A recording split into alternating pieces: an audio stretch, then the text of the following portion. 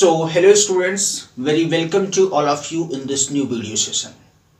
Dear students, this video session is totally dedicated to the students of class 10th with respect to the subject science. And it is a traditional thing that whenever we start a subject, we always start from its syllabus. So this is the initial video session and you can say that this is the syllabus analysis section. So we will understand first of all that what is the syllabus of science. Syllabus. Dear students, अगर हम class 10th के science subject की बात करें तो इसे हम दो बेसिक पार्ट में डिवाइड कर सकते हैं. पहला पार्ट इसका थियोरेटिकल सेक्शन है, it means the part of theory. और इसका जो दूसरा पोर्शन है जिसे हम लोग प्रैक्टिकल सेक्शन कहते हैं, बट इसे टेक्निकल टर्म में कहा जाता है इंटरनल असेसमेंट. सो इसे मैं शॉर्ट में IA लिख देता हूं. IA that means internal assessment. Dear student, theoretical section में कुल 5 यूनिट्स हैं. How many units are there? 5 units. और ये जो 5 यूनिट्स हैं ये कुल 13 चैप्टर्स कंप्राइज करती हैं. How many chapters? 13 chapters are there.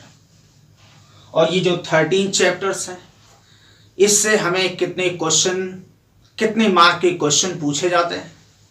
तो ये टोटल 80 मार्क्स कैरी करता है. How many marks? 80 मार्क्स.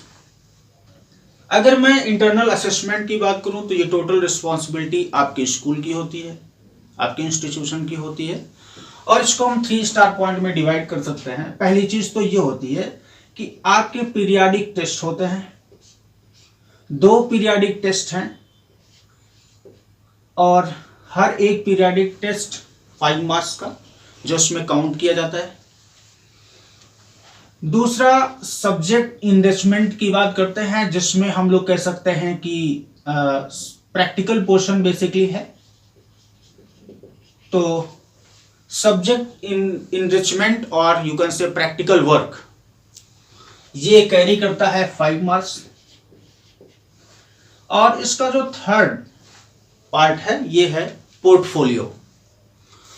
तो ये कवर करता है 5 marks. That is portfolio.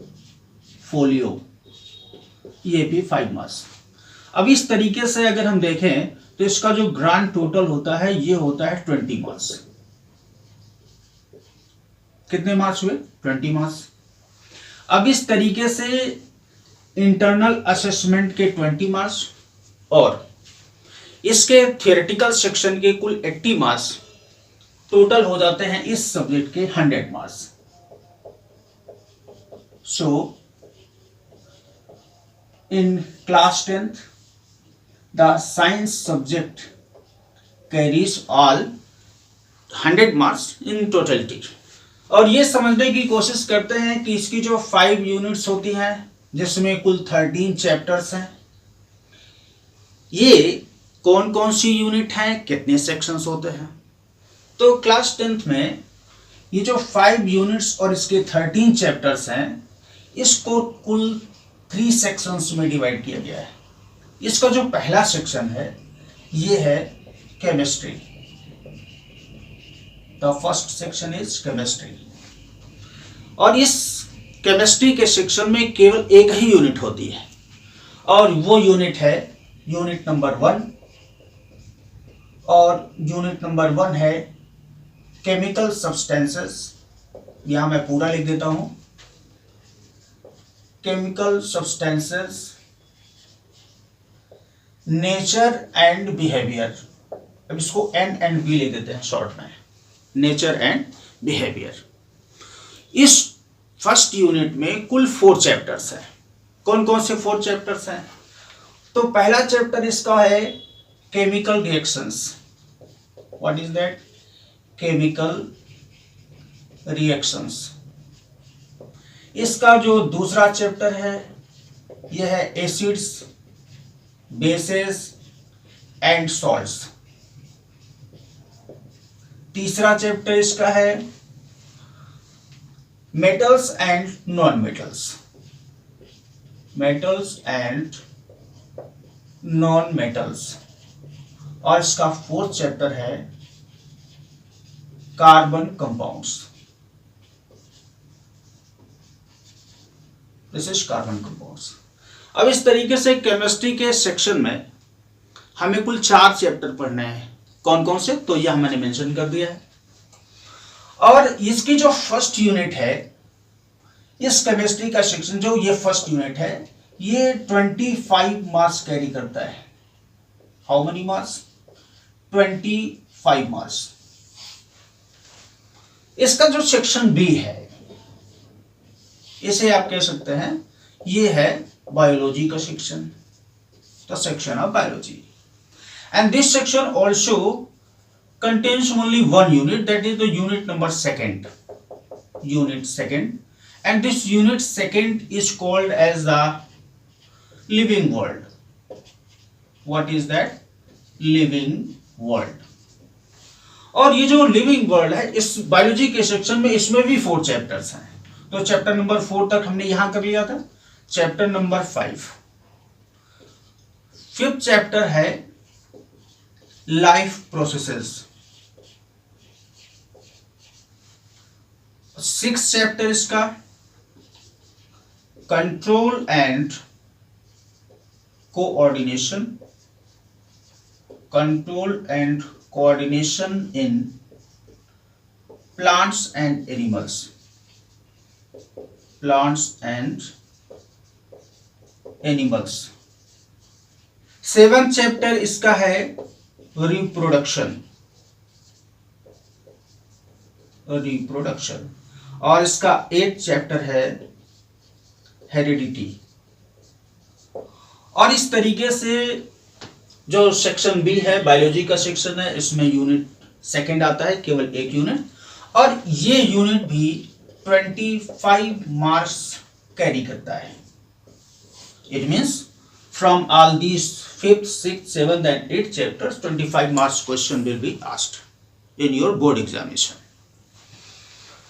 Now come to the section C. The section C of science subject is physics. It is physics. और ये जो फिजिक्स का सेक्शन है, इसमें कुल 3 यूनिट्स आती हैं। अब ये 3 यूनिट्स कौन कौन सी हैं? तो यूनिट नंबर अगर सीक्वेंस में आए तो यूनिट नंबर 1st, 2nd यहां हो गया था। यूनिट नंबर 3rd ये है natural phenomena. What is that? Natural phenomena. अब इस यूनिट में कुल 2 चैप्टर हैं। कौन कौन से चैप्टर हैं? तो चैप्टर नंबर 8 तक हमने कर लिया था। Chapter number 9 light, reflection, reflection and refraction, refraction, ये 9th चैप्टर है। एक चैप्टर इसमें और है 10th, इसे हम लोग कहते हैं human eyes, human eyes and colourful world, colourful world. और ये जो यूनिट है, यूनिट 3rd, ये टोटल 12 मार्क्स कैरी करता है। यानी ये 2 चैप्टर ऐसे हैं जिनमें से केवल 12 मार्क्स के क्वेश्चन आपसे पूछे जाने वाले हैं। अब आते हैं यूनिट नंबर 4 पर, और यूनिट 4 है effect of current, effect of current. इस यूनिट से कुल टोटल 13 मार्क्स के क्वेश्चन पूछे जाते हैं, 13 मार्क्स। और इसमें चैप्टर कितने हैं? केवल 2 चैप्टर हैं। चैप्टर नंबर 11 इलेक्ट्रिक करंट, और इसका जो 12th चैप्टर है ये है magnetic effect of current. Magnetic effect of current 3rd unit हो गई, 4th यूनिट हो गई। अब आइए 1 यूनिट और इसमें बच जाती है। फिजिक्स में कुल 3 यूनिट हैं, तो लास्ट यूनिट है यूनिट नंबर 5, और ये है नेचुरल रिसोर्सेज।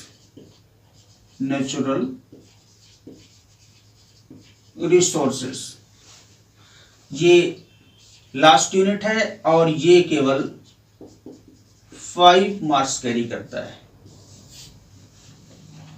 और इसमें केवल एक चैप्टर है और वो है chapter number 13 our environment.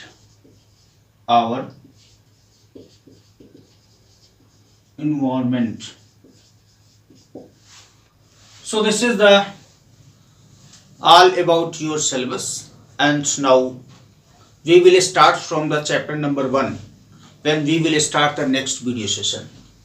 So our next video session will be from the chemistry section and the units first, chemical substances, nature and behavior, and within this unit we will start the first chapter, that is the chemical reactions. तो मिलते हैं अगले video session में, तब तक के लिए keep reading, keep writing, be happy.